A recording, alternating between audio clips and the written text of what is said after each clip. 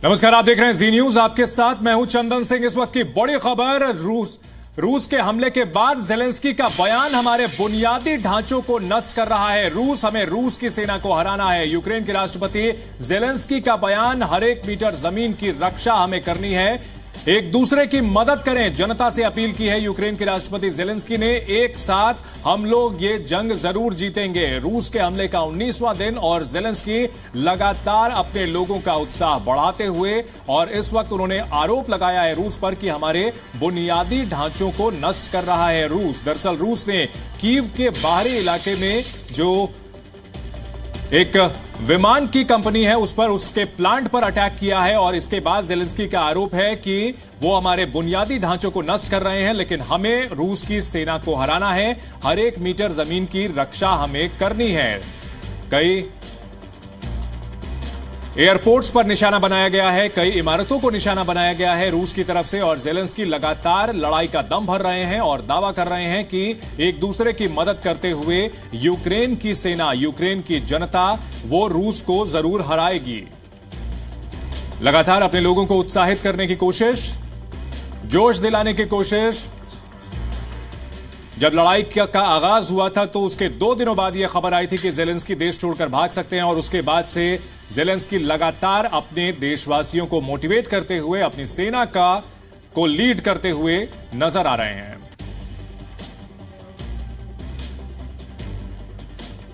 और अब बात करते हैं विश्व युद्ध के अलार्म की।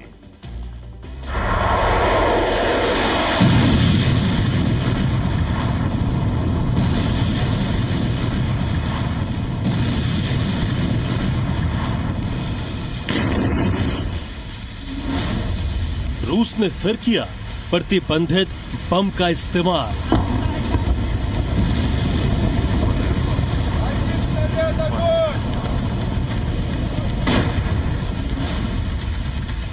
ये है फास्फोरस बम, इंसानों को करता है भस्म।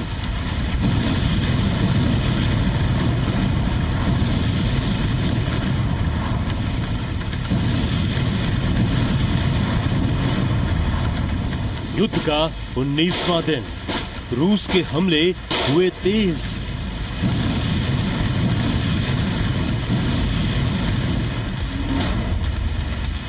तबाह हुई जिंदगी, पियानो की वो आखिरी धुन।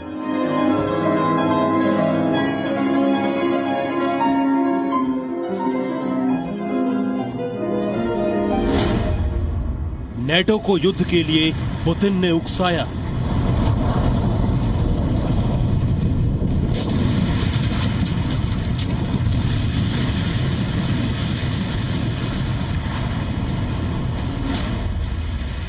यूरोप के बॉर्डर के करीब होने लगा रूसी हमला।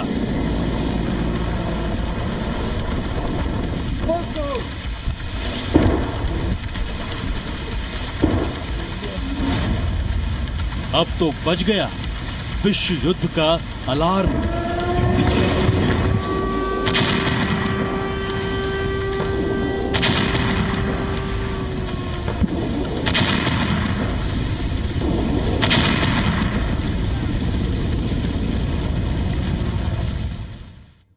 रूस यूक्रेन युद्ध में लगातार विश्व युद्ध की संभावनाएं बढ़ती जा रही हैं, और ये अब ब्रिटेन के बड़े अखबार मान रहे हैं। दरअसल रूस ने यूक्रेन के पश्चिमी हिस्सों पर सबसे बड़ा हमला किया, और यह हिस्सा पोलैंड के बेहद करीब है। यानी अब युद्ध नेटो देशों के साथ होने की आशंका है, और युद्ध नेटो देशों के साथ शुरू होता है तो विश्व युद्ध तय है, और यही बात अब ब्रिटिश अखबार भी लिख रहे हैं।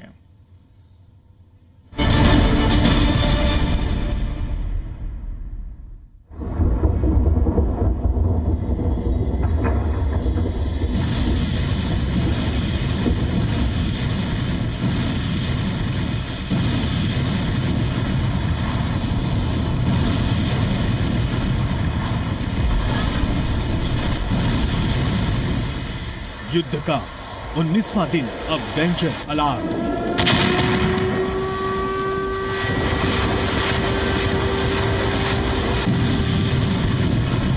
क्या रूस चाहता है विश्व युद्ध?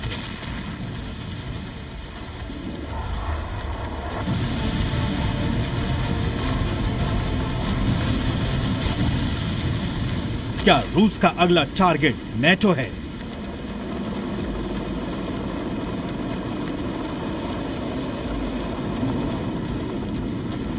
यूरोप के बॉर्डर पर हमला, सख्ते में नेटो।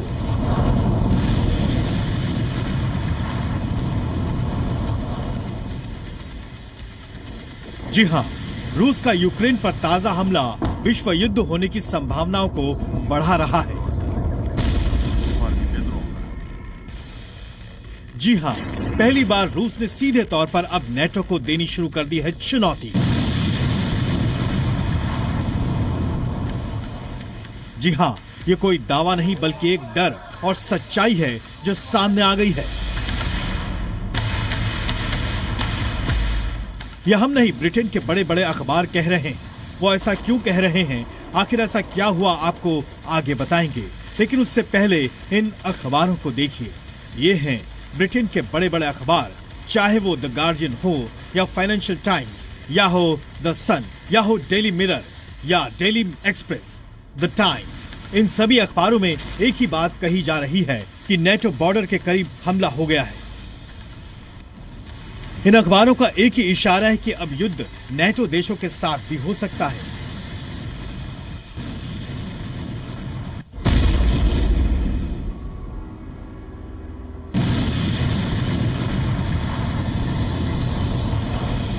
एक ही डर है कि अब युद्ध के साथ शुरू हुआ रूस का युद्ध यूरोपीय देशों में भी फैल जाएगा।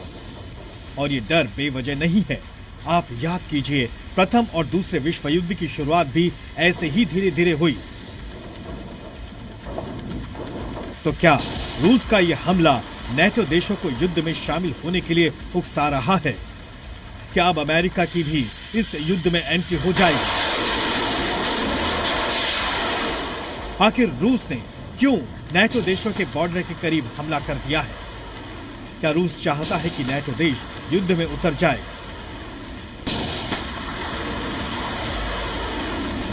या यूक्रेन की ताकत को कम करने के लिए, नेटो देशों को धमकाने के लिए, जिससे कि वो यूक्रेन की मदद करना बंद कर दें, रूस ने नेटो बॉर्डर के करीब हमला कर दिया है।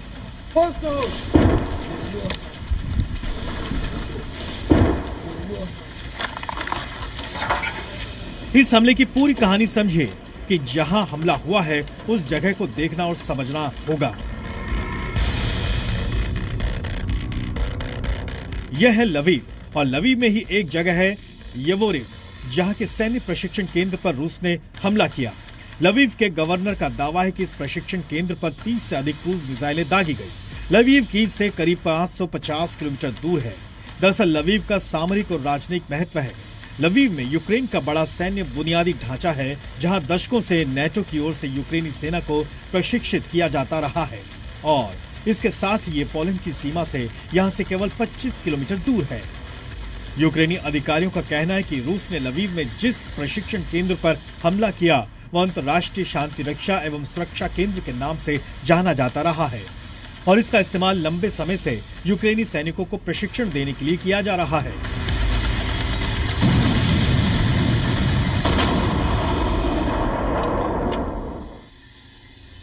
तो आखिर रूस ने यवोरिव ट्रेनिंग सेंटर पर क्यों हमला किया? दरअसल यवोरिव ट्रेनिंग साइट पर यूक्रेन की सेना का बेस है। यहाँ पर यूक्रेन के सैनिकों की ट्रेनिंग होती है। नेटो देश यूक्रेनी सैनिकों को ट्रेन करते हैं। यहाँ पर हमेशा नेटो देश के ट्रेनर होते हैं। ये पोलैंड से केवल 25 किलोमीटर की दूरी पर है। यूक्रेन को सैन्य मदद पहुंचाने का प्रमुख मार्ग है।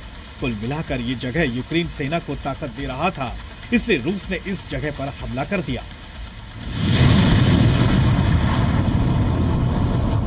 युद्ध का भले ही 19वां दिन और यूक्रेन पर रूस लगातार हमले कर रहा हो, लेकिन यवोरिव में प्रशिक्षण केंद्र पर हुआ हमला रूसी सैन्य अभियान के दौरान यूक्रेन के पश्चिम की तरफ किए गए सबसे बड़ा हमला माना जा रहा है।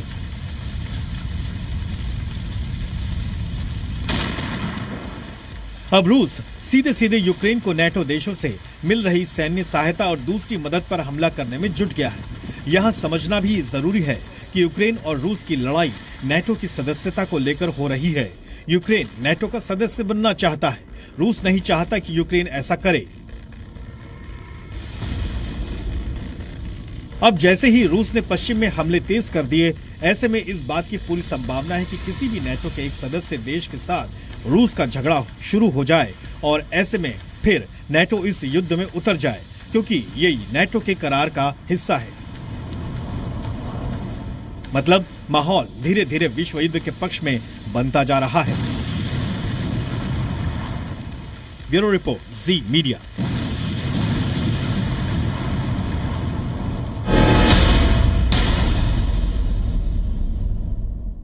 यूक्रेन ने रूस पर आरोप लगाया है कि उसने फास्फोरस बम फोड़ा है, जो बेहद खतरनाक और प्रतिबंधित है। यूक्रेन ने इसका दावा किया है कि इस बम का इस्तेमाल करके रूस भारी नरसंहार करना चाहता है।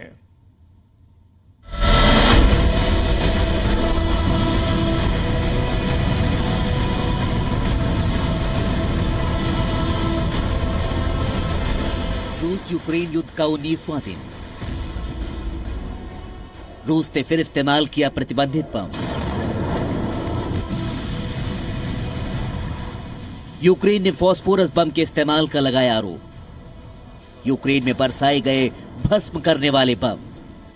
जी हां, यूक्रेन ने दावा किया है कि रूस ने पूर्वी लुहांस्क पोपासना में फास्फोरस बमों से हमला किया है। आगे आपको बताएंगे कि ये फास्फोरस बम क्या है, लेकिन उससे पहले जानिए कि आखिर हुआ क्या है। अंतर्राष्ट्रीय कानूनों के मुताबिक आबादी वाले क्षेत्रों में रासायनिक हथियारों का उपयोग करना प्रतिबंधित है, लेकिन यूक्रेन का दावा है कि रूस लगातार इन कानूनों का उल्लंघन कर रहा है। ताजा मामला फास्फोरस बम के इस्तेमाल का है।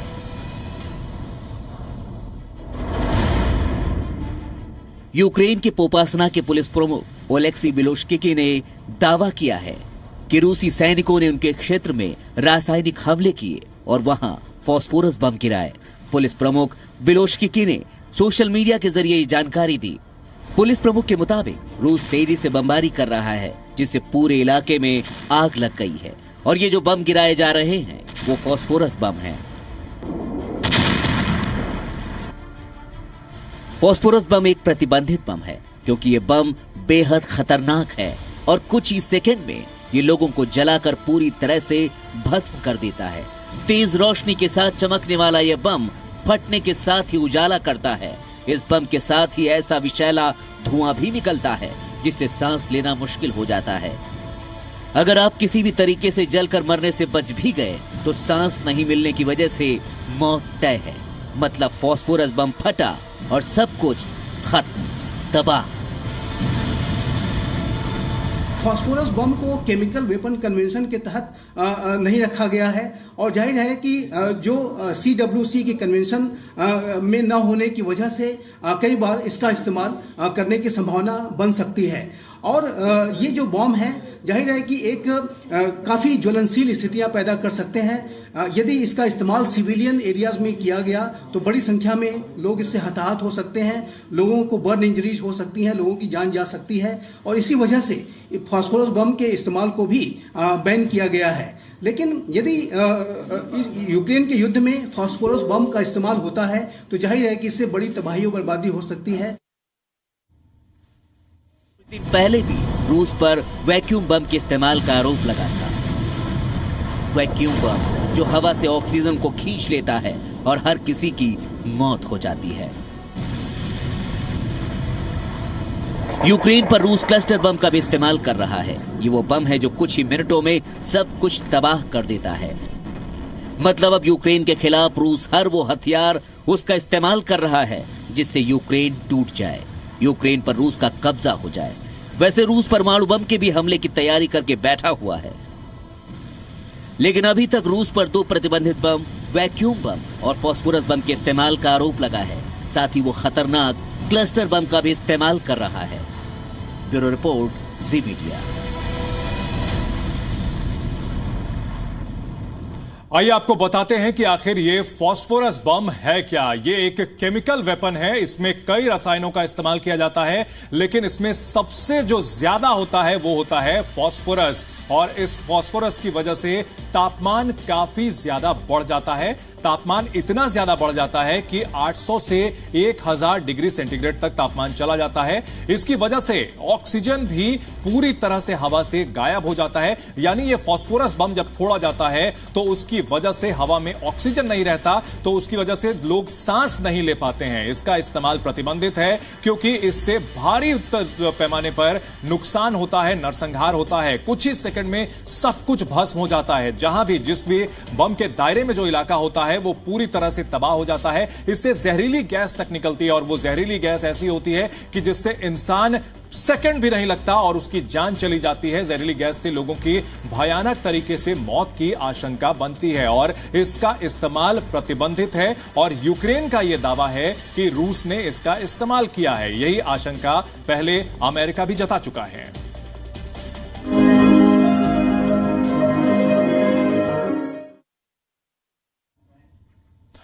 एक शेर है, लोग टूट जाते हैं एक घर बनाने में, तुम तरस नहीं खाते बस्तियां जलाने में। ऐसा ही कुछ मंजर आज यूक्रेन में देखने को मिल रहा है। आज यूक्रेन की राजधानी कीव से एक वीडियो सामने आया जिसमें एक लड़की पियानो बजा रही है। वो घर छोड़ने से पहले आखिरी बार अपना पियानो बजा रही है क्योंकि वो कीव में रहती है। उसका घर हमले में तबाह हो चुका है और उसे अब कीव छोड़ करके जाना है।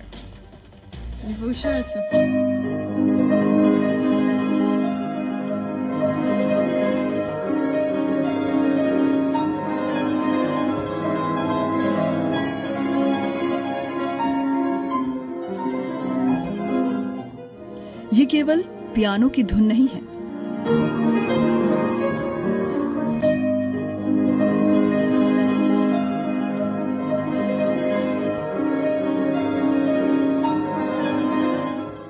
रोमांस नहीं, एक विरह है जो धुन बन चुका है।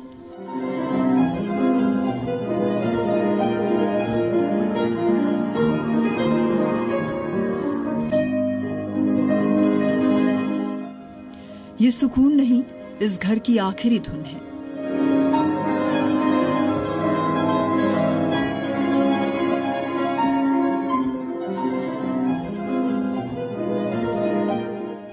ये मानवता के विरुद्ध युद्ध का दर्द है।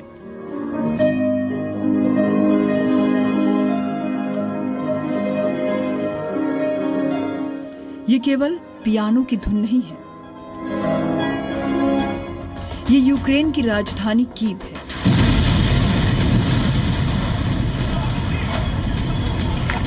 ये कीव है जो तबाह और बर्बाद हो चुका है।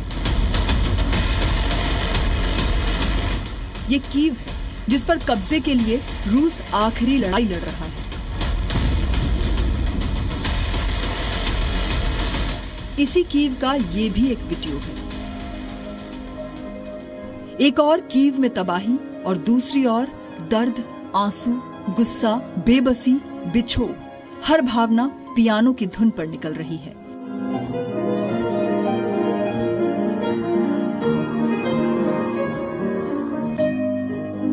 कीव की तबाही को समझना हो, यूक्रेनी लोगों की बेबसी को समझना हो, तो बस इसे देखिए, इस दर्द को महसूस कीजिए।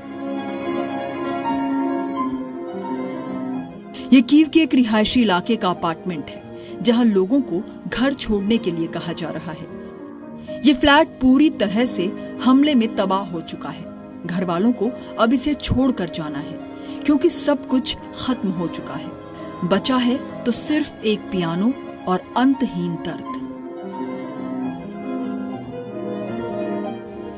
घर पूरी तरह से बिखरा हुआ है, वैसे ही जैसे जिंदगी बिखर गई है। एक एक सामान टूट चुका है, वैसे ही जैसे जिंदगी में खुशहाली और सुकून की डोर टूट गई है।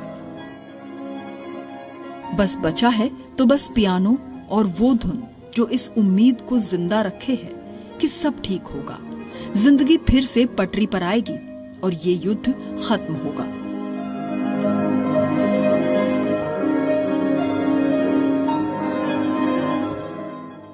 लेकिन ये सब कुछ इतना आसान नहीं है क्योंकि जो कल तक यूक्रेन के नागरिक थे अब वो रिफ्यूजी हो जाएंगे।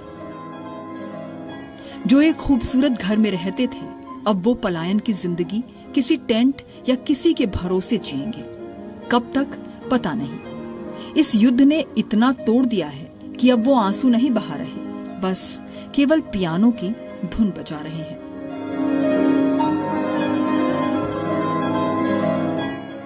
पियानो की ये धुन मधुर भले ही हो, लेकिन चीख चीख कर सवाल कर रही है।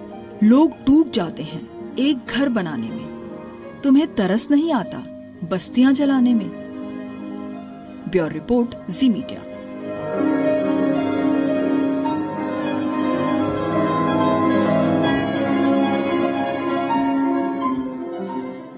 Presenting B News app, available on Google Play and App Store. Download it now.